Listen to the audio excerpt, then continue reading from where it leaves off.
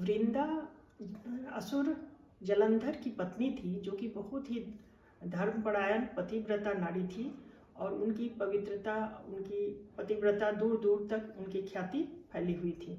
इस पृथ्वी पर ही नहीं बल्कि स्वर्गलोक में भी उनकी प्रशंसा होती थी, जिससे कि लक्ष्मी और देवतागण की पत्नियों में झगड़े होने लगे।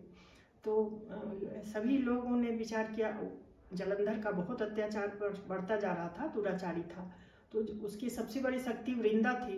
तो सबने सोचा कि छल किए बिना वो दुराचारी नहीं मारा जाएगा। तो भगवान शिव ने उसका वध किया जलंधर का। और इधर वो विष्णु और लक्ष्मी, इन दोनों में भी कुछ झगड़े हुए थे, तो विष्णु ने भी छल किया उनके साथ, वृंदा के साथ, तो उन्हें भी छल करना पड़ा। जबकि वृंदा विष्णु की बहुत बड़ी भक्त थी, वो विष्णु प्रिया भी मानी जाती थी, तो फिर भी उन्होंने छल किया लक्ष्मी के कहने पर।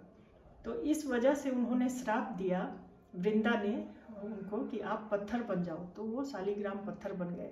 और लक्ष्मी जी को भी कहा कि जब भी आप पृथ्वी पर अवतार लेंगे आप लोग, विष्णु और लक्ष्मी के अवतार जो सीता थी, तब आप भी ऐसे ही वियोग में, जिस प्रकार की मैं अपने पति के वियोग में तड़प रही हूँ, उसी प्रकार आप भी तड़पेंगी। और इसी वजह से सीता श्राप की वजह से ही राम सीता अलग हुए और अग्नि परीक्षा तक देनी पड़ी उनको। तो ये वृंदा का ही श्राप था। और इधर शिव को भी वो श्राप दी थी कि आपके पूजा में कभी भी तुलसी दल शामिल नहीं होगा, क्योंकि आपने मेरे पति को मारा है। इसलिए शिव जी को भी, भगवान शिव को भी श्राप दी थी। तो ये है वृंदा की कहानी।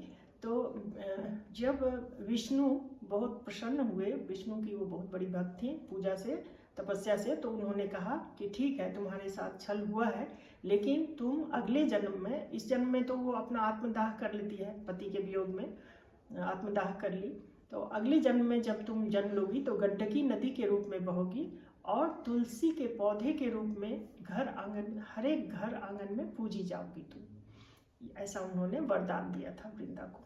तो इस वजह से आज भी वो वृंदा ही है जो परिवर्तित रूप में तुलसी के पौधे के रूप में हर एक घर आंगन में पूजी जाती है।